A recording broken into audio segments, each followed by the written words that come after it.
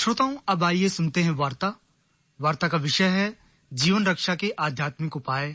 वार्ताकार हैं राजेंद्र प्रसाद स्वामी। नमस्कार श्रोताओं, आज आधुनिक युग में मनुष्य का जीवन हर तरफ दांव पर लगा है।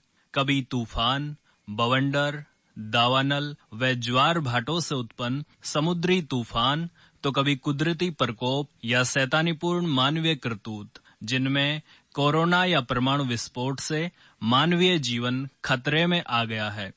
इन खतरों से बचने के लिए इंसान तकनीक आधारित बहुत सारे प्रयास करता है, मगर वह फिर भी आतंकित रहता है, परेशान रहता है। मनुष्य जितना अधिक विकसित हुआ है, वह अपनी आध्यात्मिक जड़ों से विमुख होता जा रहा है। लेकिन वह अपने पूर्वजों द्वारा जीवन रक्षा के लिए अर्जित किए गए अमूल्य ज्ञान अध्यात्म को अपने जीवन में अंगीकृत नहीं कर पा रहा। आध्यात्मिकता हमारे जीवन को परिपूर्णता प्रदान करती है, निराशा के वातावरण को आशा में बदलती है, अंधकार में जीवन में प्रकाश पुंज पैदा करती है। जब हम सब तरह से थक हार जाते हैं, तब हमें अध्यात्म ही सतमार्ग प्रशस्त करता है। हम अध्यात्म का गहराई से सिर्फ अनुभव ही कर सकते हैं, लेकिन उसे अभिव्यक्त करना असाधारण कार्य है। जीवन में जोखिमों से निपटने के लिए हमारे पास आध्यात्म का विकल्प सबसे महत्वपूर्ण है। अब मूल विषय ये है कि आम इंसान जीवन रक्षा के लिए आध्यात्म को किस प्रकार ग्रहण करे। मनुष्य का आध्यात्मिक होना इतना सरल नहीं कि कोई भी साधारण मनुष्य बिना किसी साधना के ही इसे प्राप्त कर ले। इसके लिए हम कुछ विशिष्ट नियमों का पालन कर अपने जीवन की रक्षा कर सकते हैं। भारतीय ऋषि मुनियों द्वारा पोषित आध्यात्म को बहुत सरल उपायों के माध्यम से सामान्य मानव भी प्राप्त कर सकता है। योग व ध्यान पद्धति आध्यात्मिक होने का सरल मार्ग है। आदिकाल में इस पद्धति के माध्यम से ही लोग स्वस्थ व प्रफुल्लित भाव में रहते थे।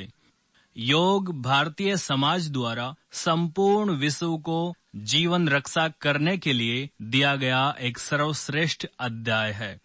इसके माध्यम से मानव जीवन को अपनी रक्षा के लिए एक महानतम जीवन शैली प्राप्त हुई है, जिसे अपनाकर कोरोना जैसी महामारी के इस विकट समय में मनुष्य अपने रक्षा तंत्र को कुछ हद तक मजबूत कर सकता है।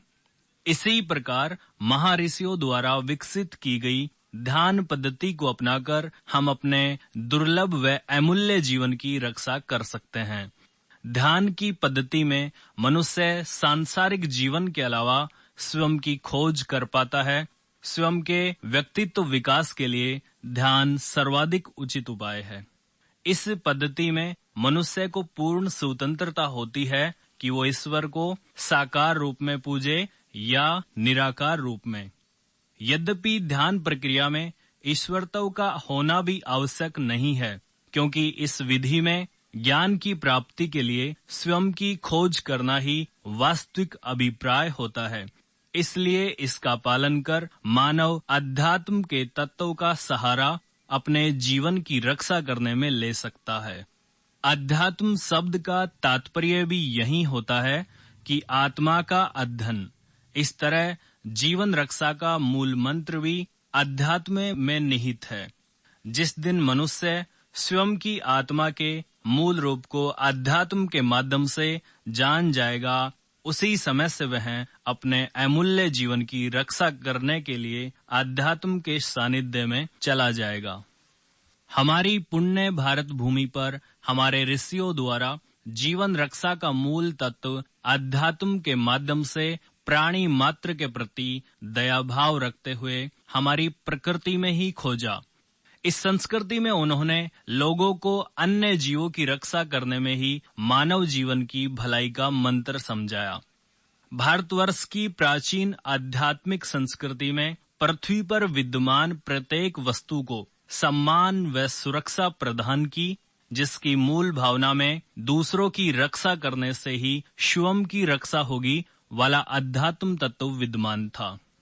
आदिकाल में हम प्रकृति को माँ के रूप में पूजते थे, किंतु आज मशीनीकरण के इस गंभीर दौर में हमने प्रकृति को दिन रात क्षति पहुंचाई है और हमारी जीवनदायिनी प्रकृति इन सब का बदला विभिन्न भयंकर रूपों में प्रकट होकर मनुष्य को नुकसान पहुंचाती है।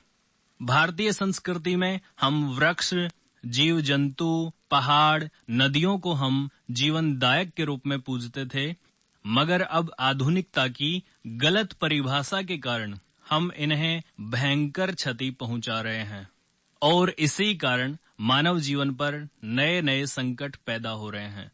इसलिए हमारे पूर्वजों द्वारा अर्जित आध्यात्मिकता की वास्तविक परिभाषा स्वयं की रक्षा के लिए दूसरों की रक्षा आज भी बेहद प्रासंगिक है। इस तरह आज मनुष्यों को अपनी जीवन शैली में प्रकृति का पोषण करने वाले तत्वों को शामिल करना चाहिए, जिससे मनुष्य के जीवन की रक्षा हो सके। जिस प्रकार प्रकृति में विद्यमान सूर्य की ऊर्जा के माध्यम से हम अपने जीवन को गति प्रदान करते हैं, उसी प्रकार हमें यह भी समझना होगा कि प्रकृति में उपस्थित प्रत्येक वस्तु किसी न किसी रूप में हमारे जीवन को सुंदर व सुरक्षित बना सकती है। हम आध्यात्म को बहुत सारे रूपों में महसूस कर सकते हैं। जल, वायु, अग्नि, मिट्टी व आकाश रूपी पंच तत्वों से ही मनुष्य का निर्माण होता है और अंत में इन्हीं में ही विसर्जन। इसलिए भारत की सर्वश्रेष्ठ संस्कृति में इन्हें पूजनीय माना गया है और इनकी रक्षा की गई है।